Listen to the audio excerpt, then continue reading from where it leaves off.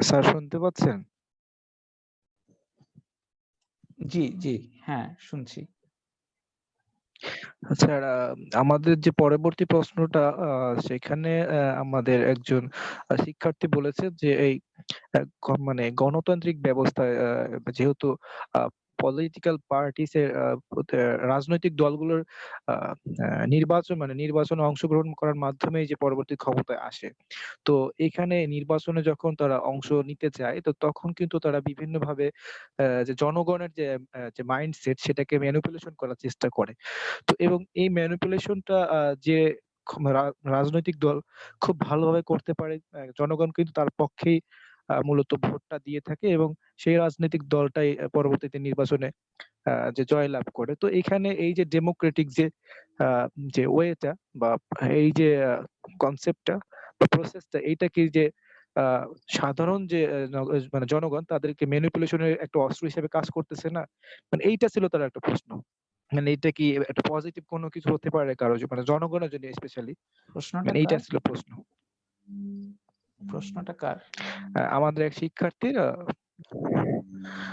আমাদের শিক্ষার্থী, ওর নাম মিম। তো ও এখনো জয়েন হয় নাই, মানে জয়েন হবে স্যার। আচ্ছা, ওকে। হ্যালো? জি। হ্যাঁ, শুনছি। হ্যালো? হ্যাঁ, শুনছেন? হ্যাঁ, স্যার। হ্যাঁ, স্যার আপনি বলতে পারেন, উত্তরে বলতে পারেন। হ্যাঁ, আমি শুনছি স্যার। আপনি উত্তরে আচ্ছা, বলতে পারতেন। একটু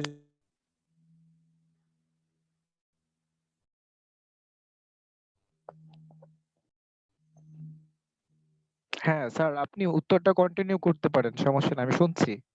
ওকে।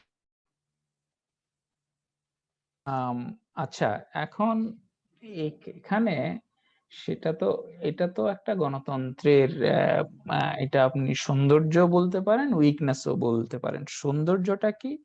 যে গণতন্ত্রে হচ্ছে যেহেতু আপনাকে একেবারে গোড়ায় যেতে হবে যে গণতন্ত্রের মূল স্পিরিটটা হচ্ছে জনগণ তাদের মধ্য থেকে তাদের প্রতিনিধি নির্বাচন করবে। তা তাদেরকে শাসন শব্দটা আমি বলব না, তাদের কার্যক্রম ব্যবস্থাপনার জন্য। অর্থাৎ আপনার রাষ্ট্রে যে সেবা লাগে, আপনার রাষ্ট্রে যে সিকিউরিটি লাগে, আপনার রাষ্ট্রে যে যে যে উন্নয়ন লাগে, রাস্তা করতে, ঘাট করতে হয়, বিদ্যুৎ দিতে হয়, পানি দিতে হয়, নিরাপত্তা দিতে হয়। এখন এই জিনিসগুলো নিশ্চিত করার জন্য আমরা জনগণ সবাই মিলে টাকা পয়সা দেই। পয়সা দিয়ে আমরা একটা ব্যুরোক্রেসি আমলাতন্ত্রকে পুষি, পালি। আমাদের সচিবরা হচ্ছে জনগণের পয়সায় পালিত জনগণের কর্মচারী। আমাদের পুরো প্রশাসন মানে সিভিল প্রশাসন, মিলিটারি প্রশাসন এই সব হচ্ছে জনগণের সেবায় নিয়োজিত গণপ্র গণপ্রজাতন্ত্রের কর্মচারী। এখন এই কর্মচারী যে বিশাল যে ব্যুরোক্রেসি আছে, যে অ্যাডমিনিস্ট্রেশন আছে, এইটাকে চালানোর জন্য জনগণের মধ্য থেকে আমরা কিছু প্রতিনিধি আমরা পাঠাই সংসদে, যে তোমরা গিয়ে তোমরা এই এই যে এক্সিকিউটিভ ব্রাঞ্চ, এটা এক্সিকিউটিভ ব্রাঞ্চকে তোমরা ইয়ে করবা, তোমরা মানে এরা যে আমাদেরকে যে সার্ভিস দিচ্ছে, যে ডেভেলপমেন্ট দিচ্ছে বা যে নিরাপত্তা দেওয়ার কথা, এটা ঠিক মতো দিচ্ছে কিনা তোমরা এদের উপর জবাবদিহি করবা, রাইট? তো এইটা হচ্ছে ট্রু স্পিরিট।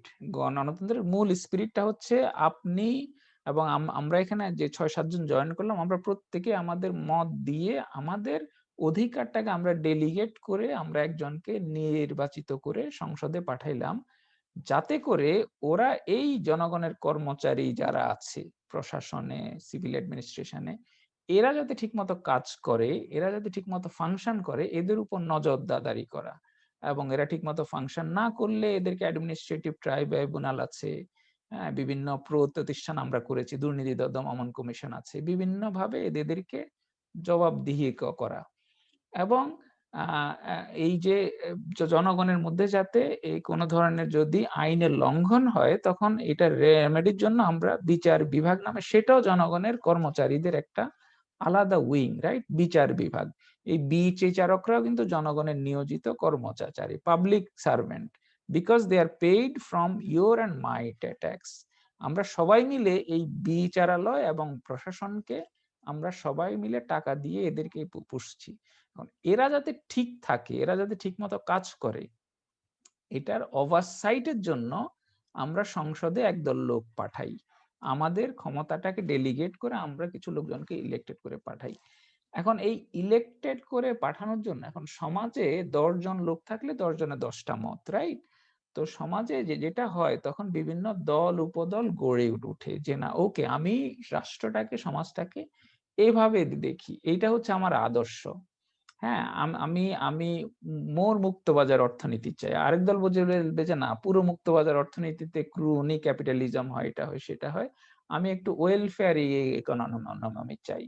বা আমি রাজনৈতিক ভাবে আমি মোর এগালিটেরিয়ান, মানে সবাই সমান ভাবে ইয়ে করবে। আবার আরেক দল বলবে যে না আমি ইউটিলিটেরিয়ানিজম বিশ্বাস করি। হ্যাঁ, যে না আমার এখানে ইগালিটেরিয়ান না, মানে যে যতটুক করবে সে ততটুকু সুফল ভোগ করবে। ইউটিলিটেরিয়ানিজমের যেটা মূল কথা।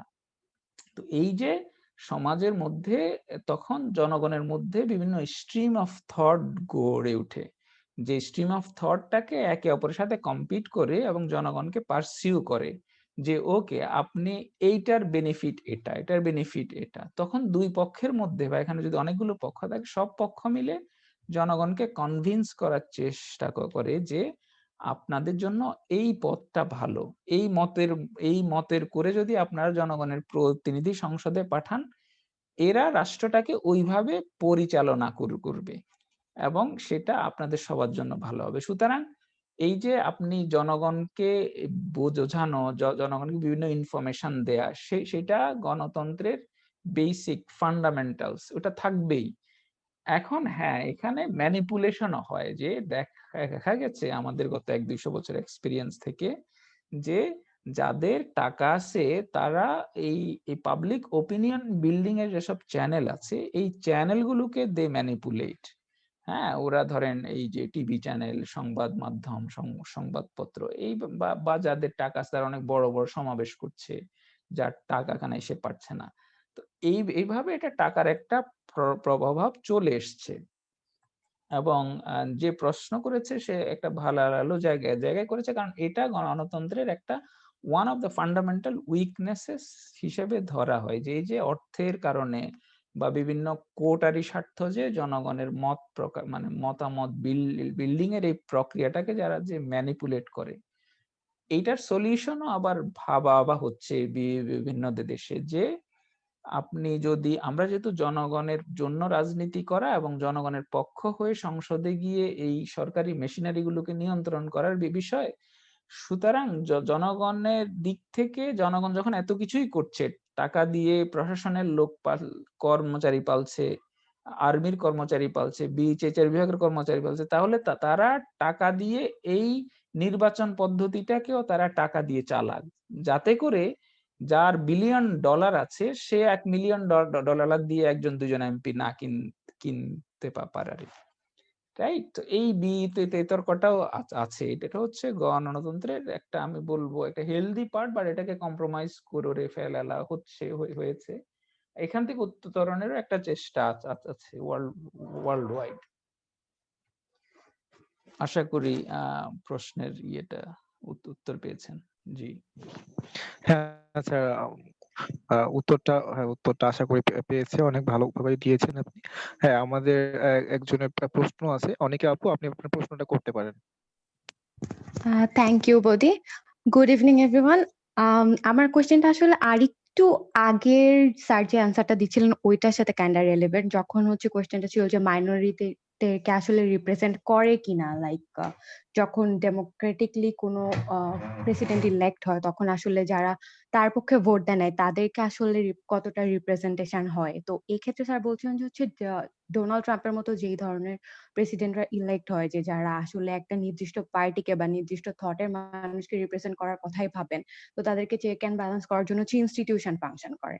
বাট কিছু ক্ষেত্রে দেখা যায় ইভেন ট্রাম্পের এই টার্মের ইলেকশনের আগেও হচ্ছে শুধু ইলেকশন আগে না, লাইক পুরো এন্টায়ার টাইমটাতেই একটা প্রচন্ড চেষ্টা দেখা গিয়েছে যে ইনস্টিটিউশনের মধ্যে নিজের থটের নিজের মাইন্ডের মানুষগুলাকে এমপ্লয়মেন্ট করা, মানে তাদেরকে নিয়োগ দেওয়া, যে ইভেন হচ্ছে সুপ্রিম কোর্টের লাস্ট যেই নিয়োগটা ছিল এটা নিয়েও কন্ট্রোভার্সি আছে।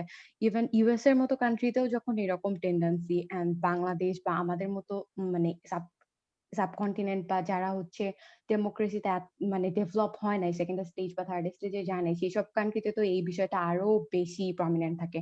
তো এই ক্ষেত্রে আসলে এই লুপ হোলটাকে কিভাবে মিটিগেট করা যায়, ডেমোক্রেসির মানে এই প্রবলেমটাকে, যে ইনস্টিটিউশনটা অনেকটা পার্সোনালাইজড হয়ে যাচ্ছে? Good question, good question, thank you Anika.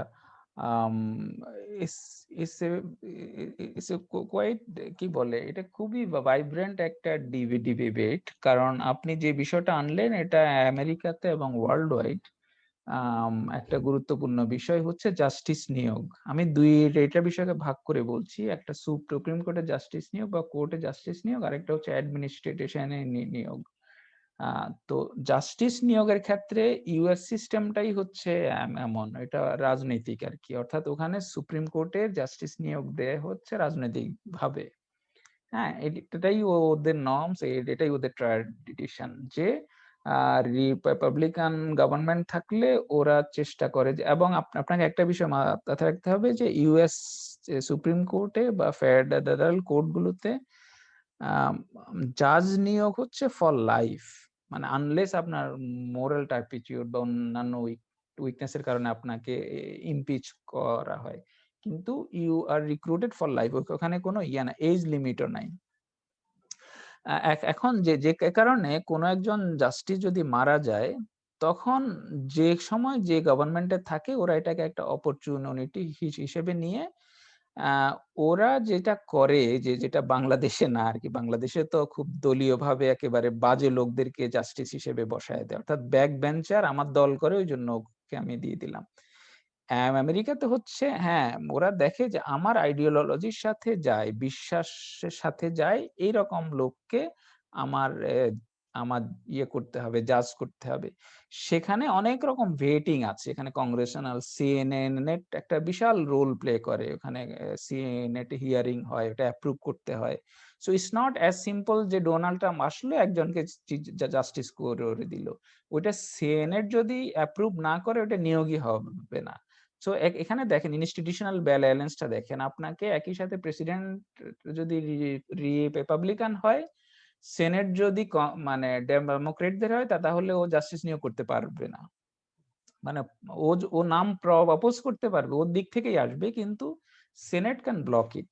Plus হচ্ছে যেই ধরনের গ্রিলিং হয়, যেই ধরনের এখানে কোয়েশ্চেন আনসার হয়, তার পাস নিয়ে চুলচেরা বিশ্লেষণ হয়, তার যোগ্যতা নিয়ে, এবং all are highly highly qualified. সে যদি রিপাবলিকান লিনিং এ হয়, ডেমোক্রেটিক লিনিং হয়, তার দেখবেন যে খুব ডেকোরেটেড কেরিয়ার আছে, হ্যাঁ, খুব অ্যাকমপ্লিশড কেরিয়ার আছে।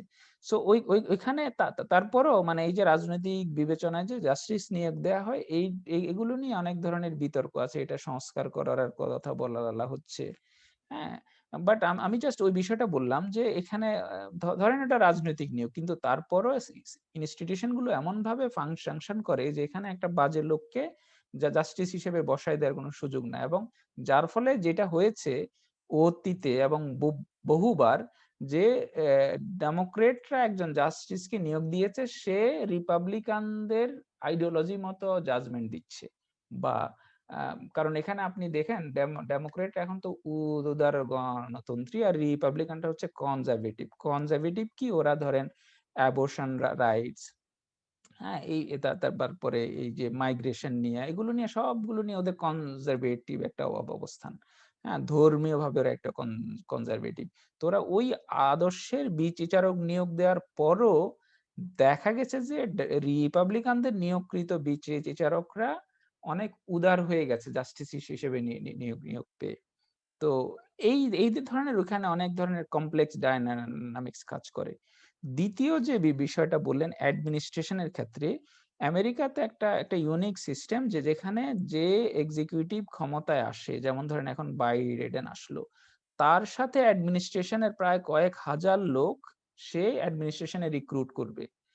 এটাই হচ্ছে ওদের ট্র্যাডিশন। এরা হচ্ছে, এটাকে বলে ল্যাটারাল এন্ট্রি আর কি। আপনার সিভিল সার্ভিসে ল্যাটারাল এন্ট্রির মাধ্যমে সে যে কয়দিন ক্ষমতায় থাকবে, 4 ইয়ার্স হোক 8 ইয়ার্স হোক, সে যেহেতু গভর্নমেন্ট চালাবে, সে তার লোকগুলো নিয়ে অ্যাডমিনিস্ট্রেশনের কি পজিশন গুলোতে সে নিয়োগ দিয়ে দিবে। সে যখন ক্ষমতা থেকে যাবে, এই তার পুরো যত লোককে সে আনলো, সে সব লোক এই এখান থেকে যাবে। এখন যারা আবার কেরিয়ার ডিপ্লোম্যাট বা কেরিয়ার ব্যুরোক্র্যাট, ওদের নিয়োগ সিস্টেম ওইগুলো খুবই মানে খুবই স্ট্রংলি ভেটেড এবং ভেরি হাইলি কম্পিটিটিভ। যে কোনো লোক ইউএস অ্যাডমিনিস্ট্রেশনে খুব চাকরি পাওয়া ইজ নট ইজি। সো আমাদের যেটা পিএসসির মাধ্যমে আমরা নেই আর কি, বিসিএস এর মাধ্যমে যেসব আমরা কর্মচারীদের হায়ার করি, রাইট? সো এখানেও ওই রকম ইনস্টিটিউশন আছে যারা কেরিয়ার ব্যুরোক্রেটদেরকে হায়ার করে, এবং ওই সিস্টেমটা, ওটা ইন্টিগ্রিটি, ওটা আনকোয়েশ্চনেবল। ওইখানে কোনো ম্যানিপুলেশনের কোনো সুযোগ নাই। অ্যাটলিস্ট এখন পর্যন্ত এরকম কোনো কমপ্লেন আসে নাই। কিন্তু যে নিয়োগের কথা আপনি বলছেন, সেটা হচ্ছে আমেরিকা সিস্টেমের অংশ। যে ট্রাম্প আসলো, তার মতো করে কয়েক হাজার লোককে সে প্রশাসনে নিয়ে আসলো, বিভিন্ন জায়গায় বসাইলো, এবং সে এখন আগামী জানুয়ারিতে যাচ্ছে, ওর সাথে সাথে সকল লোক চলে যাবে। আশা করি আনসার পেয়েছেন। জি জি স্যার, থ্যাংক ইউ। জি স্যার আমার একটা প্রশ্ন ছিল। জি প্লিজ বলেন। স্যার প্রশ্নটা হচ্ছে যে এই ডেমোক্রেসি, ডেমোক্রেটিক প্রসেস বা ডেমোক্রেটাইজেশন, এই যে তিনটা কনসেপ্ট বলি আমরা, এই তিনটা কনসেপ্টের মধ্যে যে তুলনামূলক বা কোনো মিল বা অমিল জায়গা রয়েছে, যেমন ডেমোক্রেটাইজেশন নতুন একটা টার্ম সামনে চলে এসেছে। আর বিষয়টা এমন হচ্ছে যে আমরা যদি মধ্যপ্রাচ্যের রাষ্ট্রগুলোর কথা দেখি, সেখানে অন্য এই যে যারা ইন্টারভেনশনের জন্য যাচ্ছে, বিশেষ করে ওয়েস্ট পাওয়াররা, তারা ওখানে ডেমোক্রেটাইজেশন এই পলিসিটা ওইখানে আহ, চালু করার জন্য কিন্তু ওইখানে বলতেছে এর মাধ্যমে। তার মাধ্যমে বিষয়টা এমন হয় না যে ওইখানে ডেমোক্রেসিটাকে চাপিয়ে দেওয়ার মতন একটা টেন্ডেন্সি এই ডেমোক্রেটাইজেশন প্রিন্সিপালটার মাধ্যমে। স্যার এই তিনটা বিষয়টাকে, কনসেপ্টটাকে যদি একটু আমাকে আলাদা করে বলতেন, এবং এই ডেমোক্রেসি কি কোনো চাপিয়ে দেওয়ার মতন বিষয়, যেটা এই ডেমোক্রেটাইজেশন এই যে প্রিন্সিপালটা করতেছে, বিশেষ করে যারা ওয়েস্ট বর্তমানে করতেছে। Thank you sir. জি আচ্ছা, ইন্টারেস্টিং কোয়েশ্চেন। সেটা আইআর অনেক বেশি ইয়ে করা হয়, পড়ানো হয়, রাইট? এই এই এই এই ধরনের বিষয়গুলো। আচ্ছা, এখানে মানে একটার সাথে একটা কম্পারেবল না, বিকজ এটা ডেমোক্রেসিরই বিভিন্ন অফশুট আর ডিফারেন্ট প্রসেস। আপনি যখন ডেমোক্রেসি বলবেন, ডেমোক্রেসি তো হচ্ছে একটা আইডিয়া, একটা system of government, right? So ডেমোক্রেসিতে সিস্টেম অফ গভর্নমেন্টটা কাজ করার যে প্রক্রিয়া, সেটাকে লোকজন ডেমোক্রেটিক প্রসেস বলছে। ডেমোক্রেটাইজেশন হচ্ছে কোনো রাষ্ট্রকে যদি কোনো রাষ্ট্র যদি এই ডেমোক্রেটিক প্রসেসের মধ্য দিয়ে যায়, হ্যাঁ, বা একটা গণতান্ত্রিক রূপান্তরের মধ্য দিয়ে যায়, ট্রানজিশনের মধ্য দিয়ে, এই পুরো প্রসেসটাকেই আপনি তখন ডেমোক্রেটাইজেশন বলছেন। হ্যাঁ, অর্থাৎ একটা রাষ্ট্রের গণতান্ত্রিক রূপান্তর। এখন এটা অবশ্যই চাপিয়ে দেওয়ার বিষয় না, কারণ গণতন্ত্র তো চাপিয়ে দেওয়ার বিষয় না। কিন্তু এখানে ওয়েস্টের রাষ্ট্রগুলো যেভাবে ইন্টারভেনশন করে আর কি, হ্যাঁ, বিভিন্ন রাষ্ট্রে, এটা গণতন্ত্র প্রতিষ্ঠার জন্য ইন্টারভেনশন বললে কিছু নাই। ওরা যেটা ইন্টারভেনশন করে আন্তর্জাতিক আইনে, যেমন ধরেন এই হিউম্যান কি বলে ইউএনএসসি কে, ইউনাইটেড নেশন সিকিউরিটি কাউন্সিল কে যে ম্যান্ডেট দেয়া আছে, যে যে বিষয়গুলোতে, যেমন ধরেন গণহত্যা, হ্যাঁ, তারপরে মানবতা বিরোধী অপরাধ, এইসব বিষয়ে হিউম্যান রাইটস কি বলে UN security council, they can act আর কি, ইফ দে অল এগ্রি। ওখানে যদি কেউ ভেটো প্রয়োগ না করে, কেউ যদি বলে যে না, এখানে মানে এখানে মানবতা বিরোধী অপরাধ হচ্ছে, গণহত্যা হচ্ছে, আমরা উই হ্যাভ টু ইন্টারভিন, ওইটা থামানোর জন্য, হ্যাঁ, সেইটার স্কোপ আন্তর্জাতিক আইনে আছে। হ্যাঁ, কিন্তু আপনি কোথাও ডেমোক্রেসি চালু করবেন বা ডেমোক্রেটাইজ করবেন কোনো কান্ট্রিকে, এইটার জন্য কোনো ম্যান্ডেট নাই।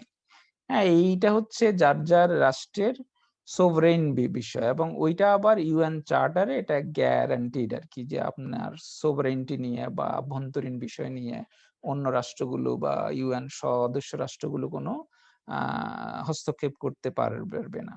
সো দ্যাটস গ্যারান্টিড আর কি। হ্যাঁ, ওইখানে অর্থাৎ আপনার উত্তরটা হচ্ছে সহজ কথায় কেউ কোনো রাষ্ট্রে গণতন্ত্রায়ন বা একনায়কতন্ত্র কোনো কিছু প্রতিষ্ঠা করতে যেতে পারবে না। এটা আন্তর্জাতিক আইন সমর্থন করে না। আমেরিকা ইরাকে যে জিনিসটা করলো সেটা তো ইল্লিগাল আর কি, সেটা আন্তর্জাতিক আইনে অবৈধ।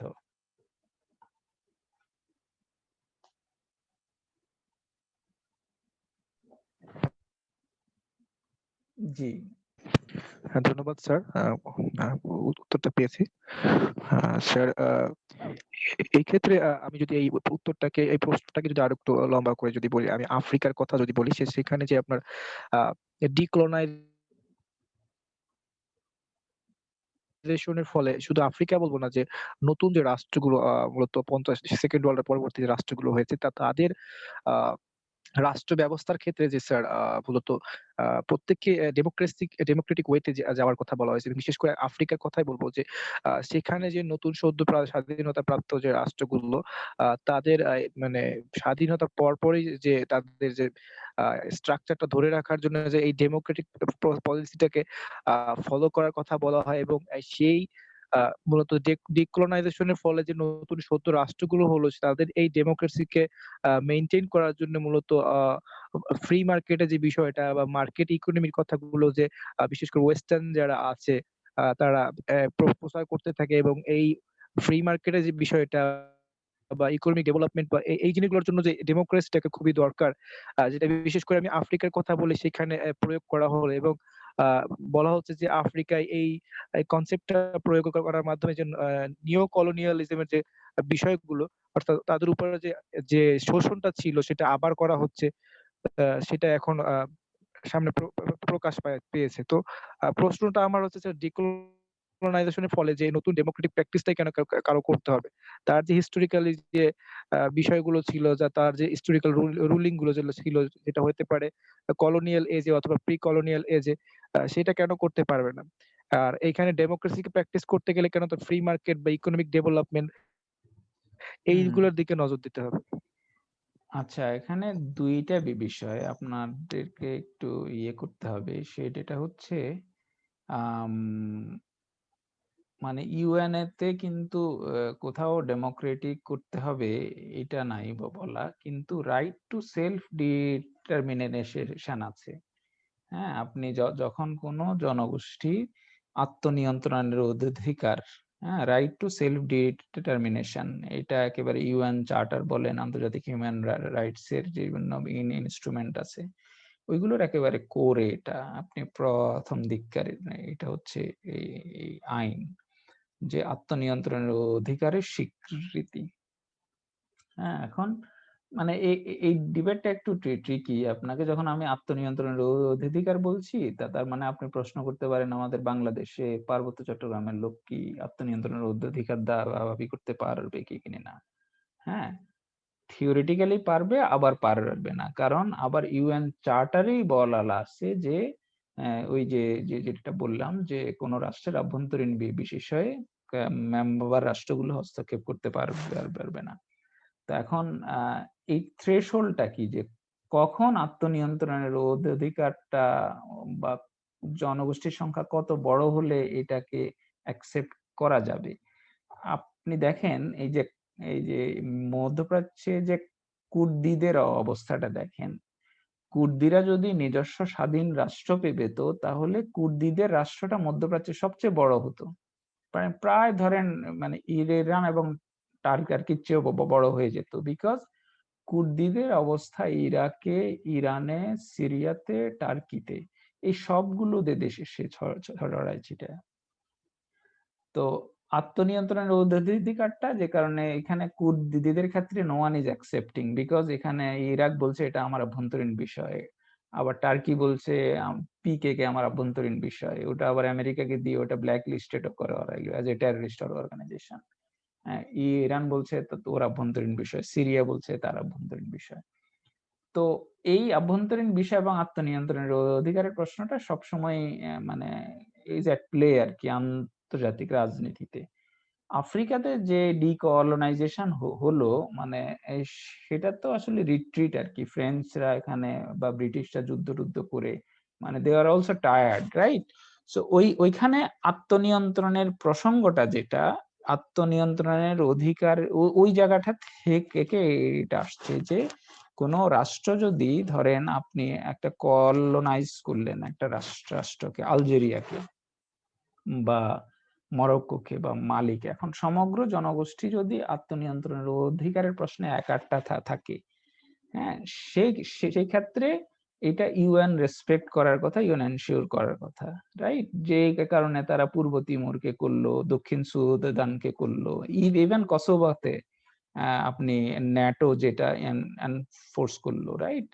তো এখন আপনার গণতন্ত্র এবং আত্মনিয়ন্ত্রণের অধিকারের বিষয়টা বেশ বেশ ইন্টারমিঙ্গলড, একটা আরেকটার সাথে ওতপ্রোতভাবে জড়িত। আপনি যখন বলছেন আত্মনিয়ন্ত্রণের অধিকার, এবং সেই অধিকার বলে আপনি একটা রাষ্ট্র পাবেন, এখন আত্মনিয়ন্ত্রণের অধিকার তো এই আপনাকে তাহলে বেশিরভাগ জনগণের অভিপ্রায়, সেটা আপনি মিন করছেন।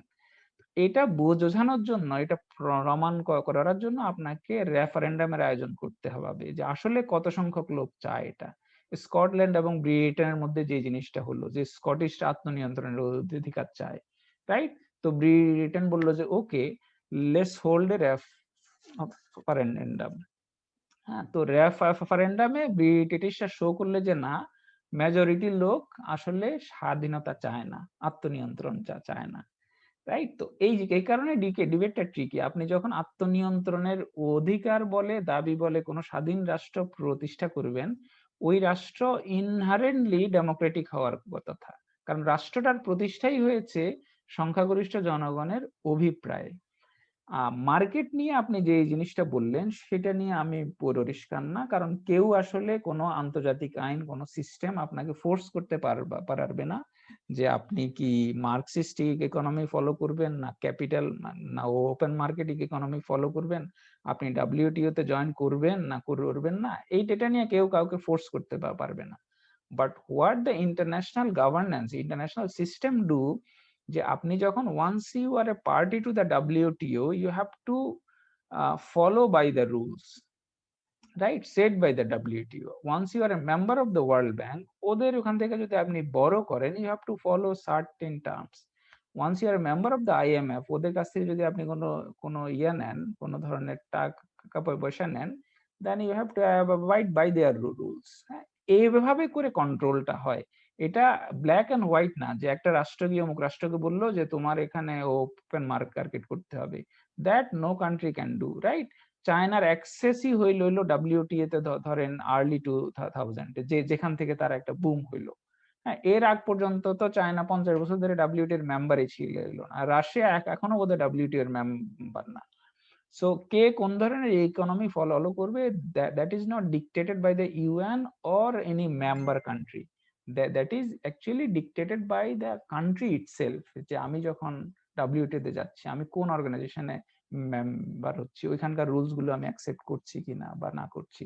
নর্থ কোরিয়া তো কোনটার মধ্যেই নেই, সে ডাব্লিউটিও তে নাই, ওয়ার্ল্ড ব্যাংক থেকেও পয়সা নেয় না, আইএমএফ থেকে পয়সা নেয় না, সে তার মতো করে একটা তার ইকোনমি সে চালাচ্ছে, রাইট?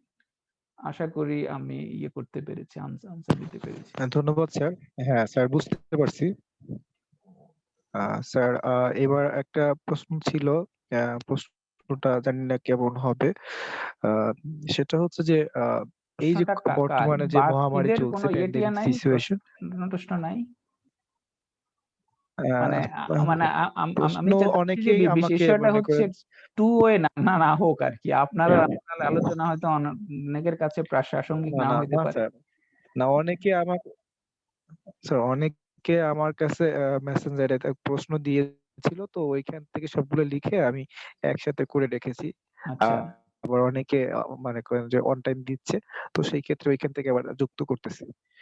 তো প্রশ্নটা এইটা হচ্ছে, আমারই প্রশ্ন তো, আহ, আহ, এই বর্তমান প্যান্ডেমিক সিচুয়েশনে যে আহ, অনেক একদম প্রাথমিক পর্যায়ে প্রায় কিছুদিন, কিছু প্রায় 2 থেকে 3 মাসের পরে একটা আর্টিকেল সেখানে পড়েছিলাম, সেখানে একজন মানে গবেষক, তার নামটা এখন খেয়াল নাই, সে দাবি করেছেন যে বর্তমানে যে প্যান্ডেমিক এটাকে রোধ করা, বা রোধ মানে এখন তো কোনো রাষ্ট্র এখান থেকে সেফ নেই, কিন্তু ওই সময় পর্যন্ত এইটাকে মোটামুটি দমিয়ে রাখা বা এইটাকে ডিটেক্ট করার জন্য যে সকল পলিসি গুলো নেওয়ার কথা, সেক্ষেত্রে যারা একটু লেস ডেমোক্রেটিক এর কথা সরকার ব্যবস্থা রয়েছে, তারা একটু মোটামুটি সাকসেস এই ক্ষেত্রে হয়েছিল তখন। এবং যারা ডেমোক্রেটিক রাষ্ট্র ছিল, তারা এই পলিসিটাকে, এই জিনিসটাকে কাউন্টার দেওয়ার জন্য তাদের যে মেকানিজম, যে মানে প্রসেসের মধ্যে থেকে যেতে হয়েছে, সেখান থেকে অনেকটা তারা লেট করে ফেলেছে। অর্থাৎ ক্রাইসিস ম্যানেজমেন্টের বিষয়ের ক্ষেত্রে লেস লেস ডেমোক্রেটিক, এমনি এমনি যে গভর্নমেন্ট, ডেমোক্রেটিক গভর্নমেন্ট, এখানে সে একটা তুলনা করেছে যে লেস ডেমোক্রেটিক তারা ক্রাইসিস ম্যানেজমেন্টের ক্ষেত্রে খুবই দ্রুত কাজটা করতে পারে। মানে এইখানেই আমার প্রশ্নটা, যে ক্রাইসিস ম্যানেজমেন্টের যে বিষয়টা বা এই ধরনের বিষয়গুলো, সেক্ষেত্রে ডেমোক্রেটিক প্র্যাকটিসটা, যে সে যে কথাটা বললো এখানে, যে ক্রাইসিস ম্যানেজমেন্টের ক্ষেত্রে যে ডেমোক্রেটিক লেস ডেমোক্রেটিকটা বেশি শক্তি পাবে, সে এটাকে আমরা ডেমোক্রেসির যে যে একটা লুপহোল বা আহ, হুম। সেই হিসেবে বলতে পারি না স্যার? আচ্ছা, এখন আপনার, আচ্ছা আমাদের এখানে বোধহয় টাইম, আচ্ছা 5 মিনিটস আছে, এর মধ্যে পারবো। আপনাকে দেখতে হবে যে ধরেন করোনা ভাইরাসটা কোন কোন দেশগুলো সফলভাবে ট্যাকেল করতে পেরেছে। ইফ ইউ লিস্ট আউট, হ্যাঁ, এক নাম ধরেন এখানে চায়নার নাম আসবে, সাউথ কোরিয়া আসবে, তাইওয়ান আসবে, ইভেন ভিয়েতনাম আসবে। হ্যাঁ, যারা খুবই efficiently, despite they are too close to China, even Hong আসবে। এই চায়নার ক্লোজ হওয়া সত্ত্বেও they very efficiently manage it. এর মধ্যে চায়নাই অনলি দ্য অথরিটেরিয়ান কান্ট্রি, বাকিগুলো কিন্তু গণতান্ত্রিক country, democratic country. So authoritarian হলে স্ট্রংলি পারবেন, ডেমোক্রেটিক হলে পারবেন না, বিষয়টা তা না। কিন্তু একটা চ্যালেঞ্জ দেখা গেছে, যেমন ধরেন ইউরোপে এবং আমেরিকাতে, যেখানে তো স্বাধীন চেতা, মানে এখানে ইন্ডিভিজুয়াল ফ্রিডমটা খুব বেশি। সো এখন চায়নাতে যেটা, যে এটা ডিক্টেটোরিয়াল শাসন, অথরিটেরিয়ান শাসন, আপনি লোকজনকে জোর করে বলছেন যে তুমি এই জিনিসটা করো, এই জিনিসটা করো না। সো লোকজন quickly fall behind the regime, যে না ওকে, আমাকে তো এটা করতে হবে। অর্থাৎ ওইখানে লোকজনের এজেন্সি যেহেতু নাই, যেহেতু সেটা কেড়ে নেওয়া হয়েছে, সেহেতু জনগণকে সাপ্রেস করা এবং কিছু চাপাই দেওয়া অনেক সহজ। ওয়েস্টার্ন কান্ট্রিতে জনগণকে পারসিউ করতে হয়। হ্যাঁ, যে আমেরিকাতে একটা, তারপরে জার্মানিতেও গত সপ্তাহে হইলো যে না আমি মাস্ক পরবো না, আমার বডি আমার ফ্রিডম, আমি কি করব না না করব, রাইট? সো এইটা এটা অফকোর্স আপনি বলতে পারেন যে গণতন্ত্রে, আমি বলবো যে এটা গণতন্ত্রের স্ট্রেংথ, যে লোকজন বলছে এটা একটা কস্ট আছে। কিন্তু অন্য দিকটা একটা আপনি দেখবেন যে আমি মানুষ হিসেবে I am more free in those countries, in those societies. আমি আরেকটা এক্সাম্পল দিই, আপনাকে যদি ওই আমার ইয়েতে আমি বলেছি ভিডিওটাতে, যে আপনাকে যদি 5 স্টার ফ্যাসিলিটি সম্পন্ন কোনো জেলখানায় রাখা হয়, যেখানে সব ধরনের ফ্যাসিলিটি আছে, আপনি ফার্স্ট ক্লাস খাবার দাবার পাবেন, ফার্স্ট ক্লাস অ্যামেনিটি পাবেন, হ্যাঁ, আপনার আপনার জিম থাকবে, বিনোদন কেন্দ্র থাকবে, মানে এভরিথিং এট দ্য 5 স্টার ইয়েতে, আপনার ওই মানদণ্ডে। কিন্তু আপনাকে বলা হইলো যে আপনার ফ্রিডম নাই, আপনি এখান থেকে বাইরে যেতে পারবেন না, you have two live there. পাশাপাশি আপনাকে একটা 2 স্টার 3 স্টার হোটেল দেয়া হইলো, যে যে এখানে আপনি থাকবেন, ঘুমাবেন, হয়তো 5 তারা হোটেলের সুবিধাটা নাই, কিন্তু আপনার ফ্রিডম আছে, আপনি যখন তখন বাইরে যেতে পারবেন, ঘুরতে পারবেন। Where do you live? আপনি কি 5 তারা হোটেলে জেলখানায় থাকবেন, না নাকি ওইটা কুঁড়েঘর হইলো আপনার স্বাধীনতা নিয়ে থাকবেন, রাইট? সো হিউম্যান হিউম্যান এজেন্সিটা, হিউম্যান ফ্রিডমটা খুব গুরুত্বপূর্ণ। যে আপনাকে যদি হাত পা বেঁধে রাখা হয়, আপনার এক ধরনের ফিলিংস, আর আপনার যদি হাত পা ছেড়ে দেওয়া হয়, আপনার আরেক ধরনের feeling, is like that. So চায়নাতে আপনি মুখ মুখ বন্ধ, আপনার কোনো এজেন্সি নেই, আপনি কোনো ওপিনিয়ন ফর্ম করতে পারছেন না, আপনি কোনো পক্ষ নিতে পারছেন না, আপনাকে একটাই পক্ষ নিতে হবে। ওইটা ভালো নাকি আপনার ওয়েস্টার্ন ওই মডেলটা ভালো? এবং আপনাদের এখানে সবাইকে যদি আমি একটা চয়েস দিই আজকে, যে আপনি জার্মানিতে মাইগ্রেট করতে পারবেন এবং চায়নাতে মাইগ্রেট করতে পারবেন, where do you go? You will go to Germany. মানে আমি ধরে নিচ্ছি আর কি, যে আপনি মানে আপনাদের মধ্যে যদি কোনো এক্সেপশন না থাকে, সবাই হয়তো বলবে যে আমি জার্মানিতে যাব, আমি ইউকে তে যাব, আমি আমেরিকাতে যাব, বাট আমি চায়নাতে যাব না। ওয়াই? বিকজ প্রসপারিটি চায়নাতেও আছে। চায়নাতে এখন সাংহাই টাংহাই এইসব সিটি নিউ ইয়র্কের চেয়ে বেশি প্রসপারাস, বেশি ক্লিন, বেশি নিট, অনেক সম্পদ, কিন্তু আপনি নিউ ইয়র্কেই যাবেন, সাংহাইতে না। হ্যাঁ, এই পার্থক্যটা, যে নিউ ইয়র্কে you will feel at home, okay আমি আসছি একটা দেশে, but still I can participate in protest, আমার রাইটস আছে, ফ্রিডমস আছে, যেটা সাংহাইতে নাই, সেটা একটা 5 তারা জেলখানা। আশা করি পেয়েছেন, একটা একটা একটা উত্তর পেয়েছেন। হ্যাঁ স্যার, আমি উত্তরটা পেয়েছি। স্যার আমি এখন ইন করে দিয়ে আবার চালু করতেছি স্যার। আচ্ছা, আমরা কতক্ষণ যাব? আমাদের উই শুড এন্ড ইট, ধরেন আরো 15-20 মিনিট আমি হয়তো ইয়ে করতে পারবো, but not more than that. Okay হ্যাঁ ওকে স্যার, আরো কয়েকটা প্রশ্ন আছে, আমরা ওইটা করেই শেষ করবো। আর 3 থেকে 4টা প্রশ্ন ওকে আছে। জি, আচ্ছা ঠিক আছে।